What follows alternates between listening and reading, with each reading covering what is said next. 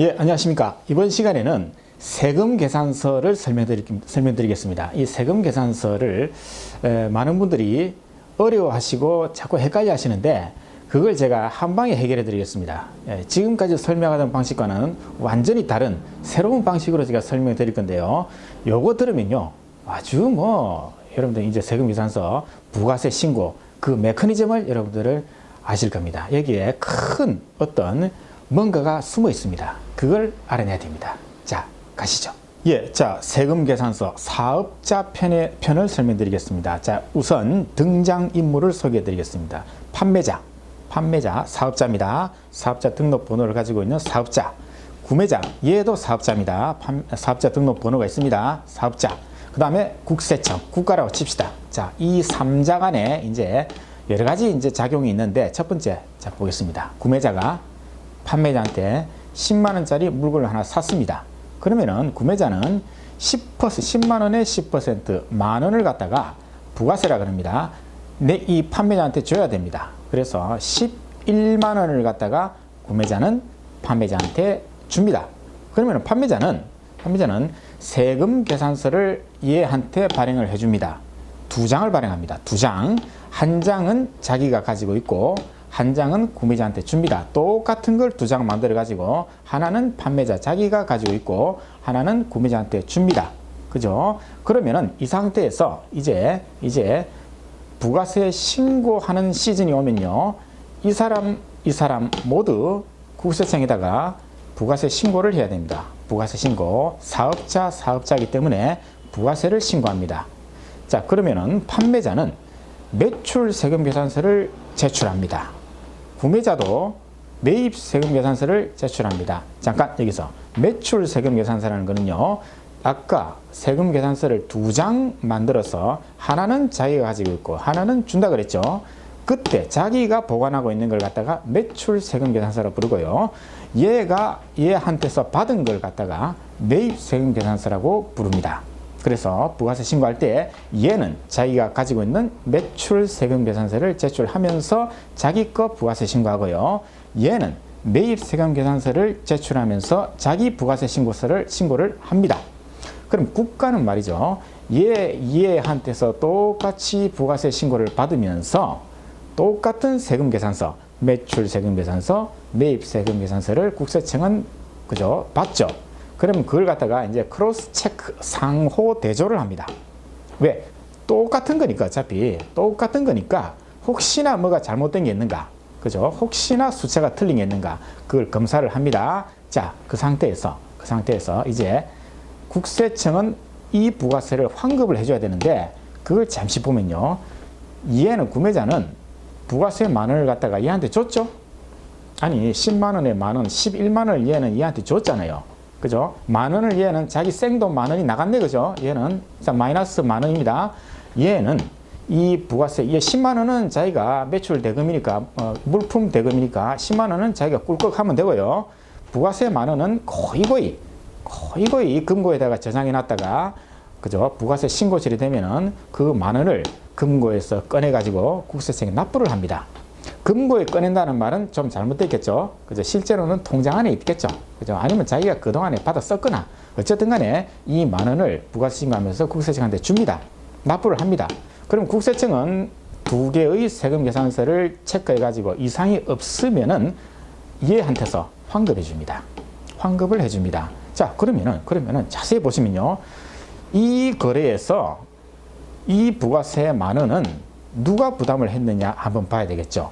자, 먼저 구매자가 만 원을 이쪽으로 줬죠. 얘는 만 원을 국세청한테 줬죠. 국세청은 얘한테 만 원 돌려줬죠. 그럼 구매자는 부가세 부담 안 했네. 줬다가 받았으니까 얘는 부담 하나도 안 했네. 얘는 받고 줬으니까 얘도 부담 없네. 국세청은 받았다가 주니까 국세청도 아무런 게 없네. 따라서 사업자끼리 이러한 거래를 했을 때는 그 누구도 부가세를 부담하지 않는다.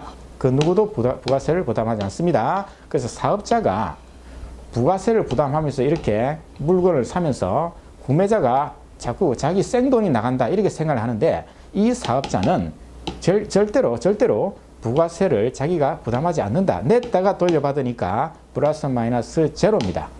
플러스 마이너스 제로. 일단 기본은 이래요.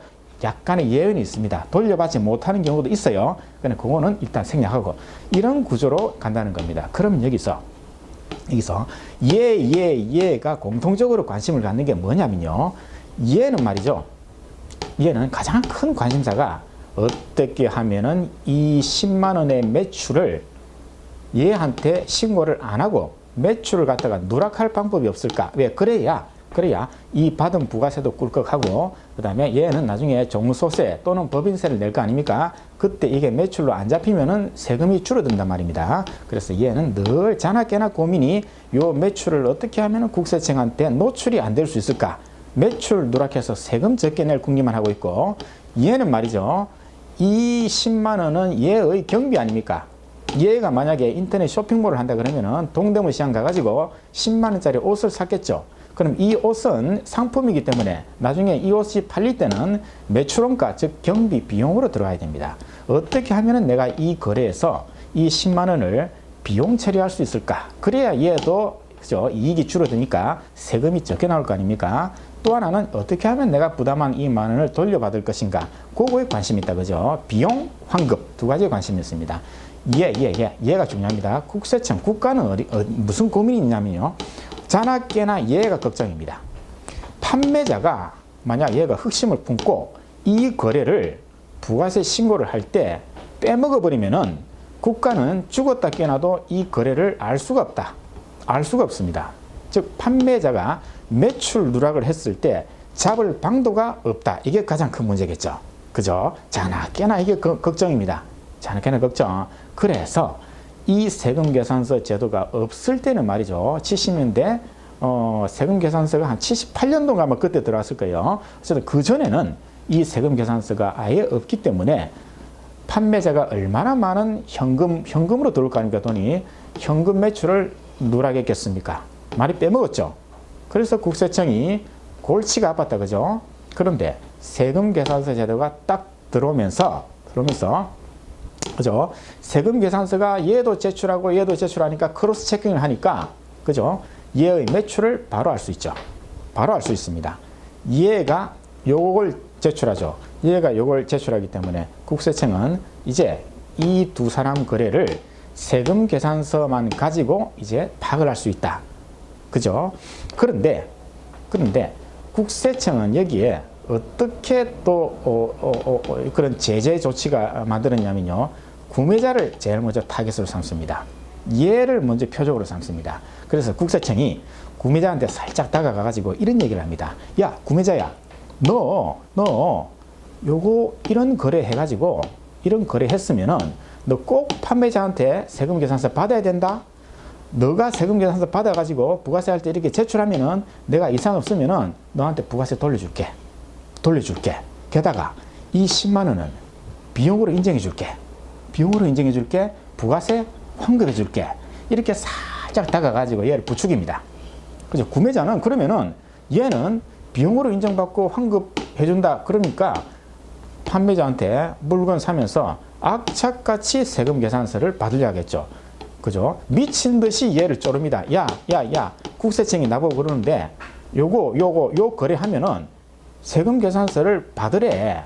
이게 있어야 국세청이 비용으로 인정해주고 부가세 이것도 나한테 돌려준대. 그러니 너 나한테 세금 계산서 끊어내. 얘를 쪼르겠죠.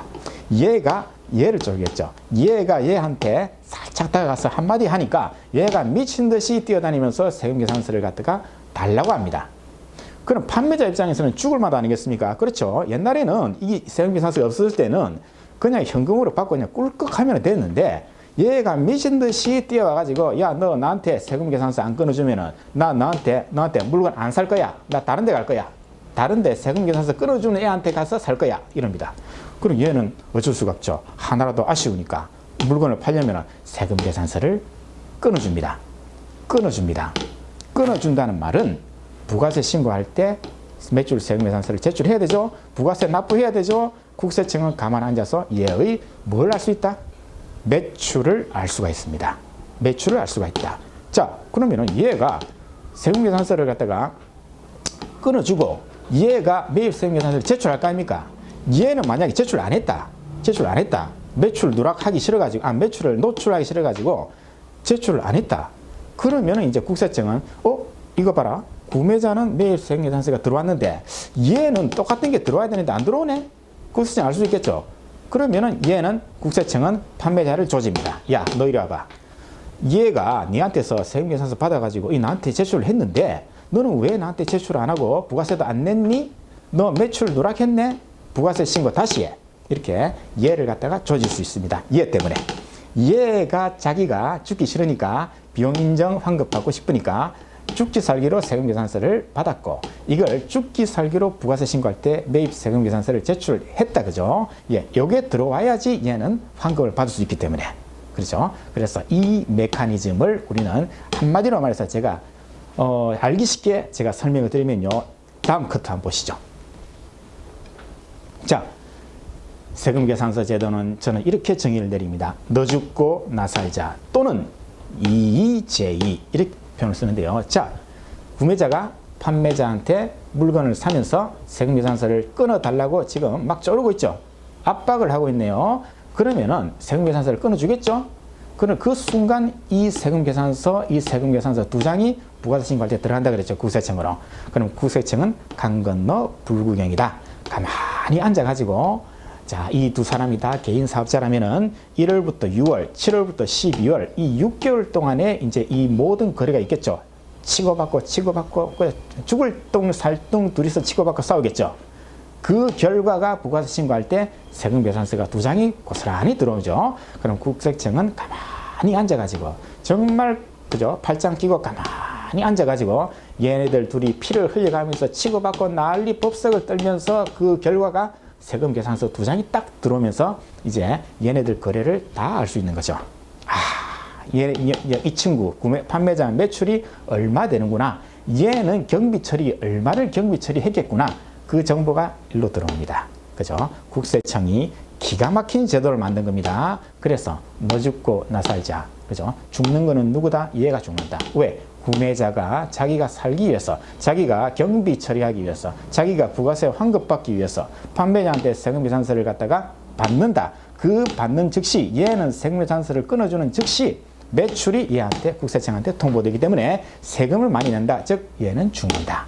얘는 경비 처리하고 부가세 환급받는다. 산다. 그래서 너 죽고 나 살자 이 뜻입니다.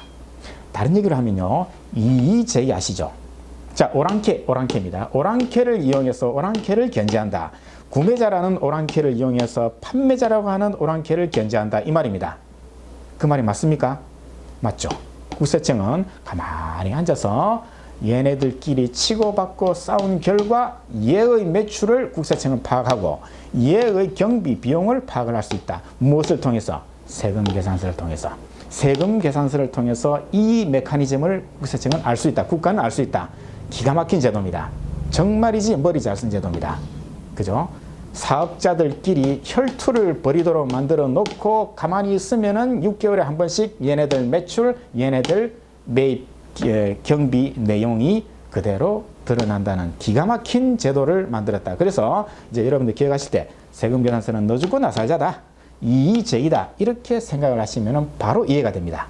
예, 이상으로 사업자끼리 우리가 거래가 일어났을 때 그때 세금계산서가 어떤 작용을 하는지에 대해서 제가 설명드렸습니다. 조금 과격한 표현을 썼을 수도 있어요. 그죠? 너 죽고 나 살자. 이의제의라고 하는 이의제의 이런 표현들 좀 안 맞을 수도 있지만은 그 근본 메커니즘은 틀림없습니다. 요 메커니즘대로 움직이기 때문에 여러분들이 이 문구를 떠올리십시오. 너 죽고 나 살자. 이의제의다. 그러면은 세금계산서가 이런 메커니즘이구나. 그걸 갖다가 여러분들은 바로 아실 수가 있는 거죠. 다음 시간에는요, 제가 사업자가 아닌 사람이 하나 들어갔을 때 그때 또 어떤 메커니즘이 존재하는지 거기에 대해서 설명을 드리겠습니다. 자, 이상으로 마치겠습니다. 어려운 건 쉽고 쉬운 건 더 쉽게. Easy to understand. 어려운 건 쉽게, 쉬운 건 더 쉽게. Easy to understand. Easy to understand. Easy to understand.